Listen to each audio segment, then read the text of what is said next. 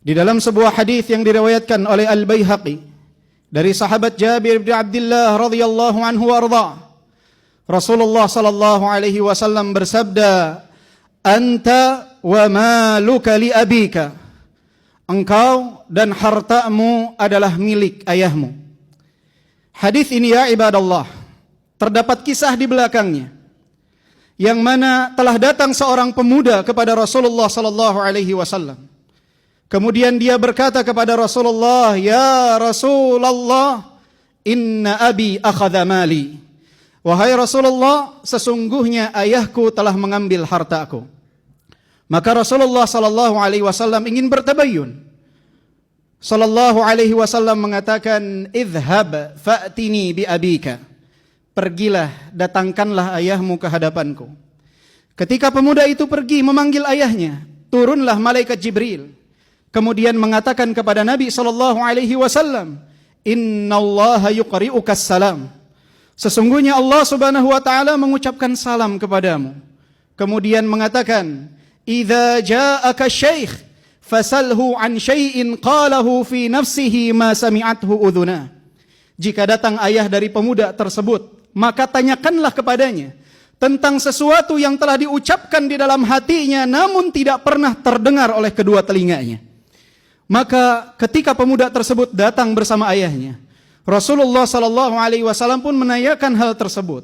Apa yang telah dia ucapkan dalam hatinya namun tidak pernah terucap oleh lisannya, sehingga kedua telinganya pun tidak pernah mendengar hal itu. Maka ayah dari pemuda tersebut pun merasa kaget. Bagaimana Rasulullah bisa mengetahui apa yang ada di dalam hatinya? Kemudian Rasulullah sallallahu alaihi wasallam pun berkata, "Qul wa ana asma." Katakan apa yang ada di dalam hatimu dan aku akan mendengarkannya.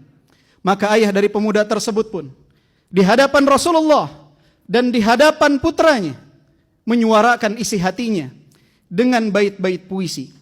Dia mengatakan, "Ghadawtuka mauludan wa muntuka yafi'an, tu'allu bima ujni 'alaika wa tanhalu.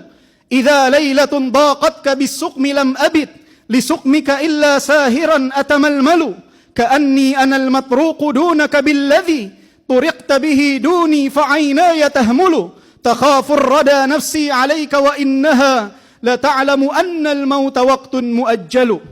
Ketika engkau dilahirkan, akulah yang mengurusmu dan akulah yang membesarkanmu sehingga engkau berusia remaja. Kemudian segala jerih payahku telah engkau rasakan dan engkau nikmati. Bahkan di saat waktu malam engkau sakit, aku khawatir atas keselamatanmu, seakan-akan akulah yang sakit. Aku tidak dapat tidur, berlinang kedua air mataku. Aku membayangkan khawatir ajal menjemputmu. Padahal jiwa ini tahu bahwa ajal tidak mungkin datang kecuali jika tiba waktunya. Falamma balaghta sinna wal ghayata allati ilaiha madama fika kuntu uammilu, ja'alta jazai ghilzatan wa fadadatan ka'annaka antal mun'imul mutafaddilu. Falaitaka idh lam tar'a haqqa ubuwati fa'alta kamal jarul mujawiru yaf'alu. Dan sekarang ketika engkau telah beranjak dewasa, telah menggapai apa yang telah engkau cita-citakan dan apa yang aku harapkan, engkau balas seluruh kebaikanku dengan ucapan kasarmu dan sifat kerasmu, seakan-akan engkau telah memberikan kenikmatan dan keutamaan kepadaku.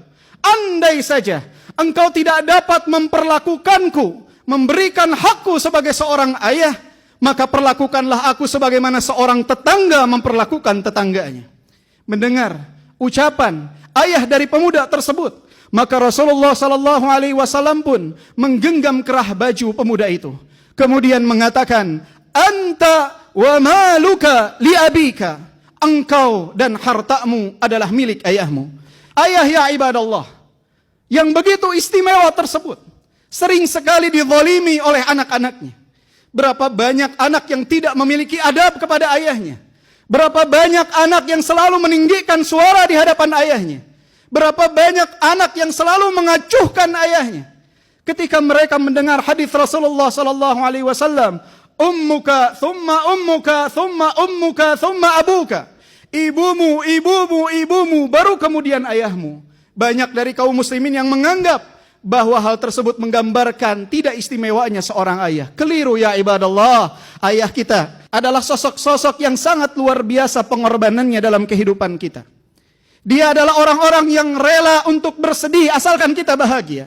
Dia adalah orang yang rela untuk menangis asalkan kita dapat tertawa. Bahkan mereka adalah orang-orang yang rela untuk terhina asalkan kita dapat hidup mulia. Mereka mengorbankan segalanya. Beban keluarga ada di pundak mereka. Mereka ya ibadallah, sering sekali pulang dalam keadaan penuh dengan pikiran.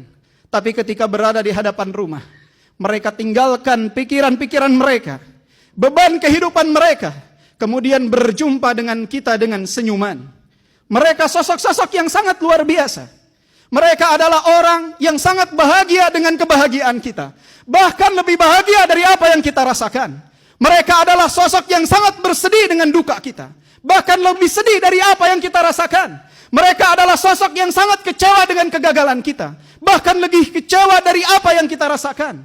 Mereka ya ibadallah adalah orang yang sangat luar biasa.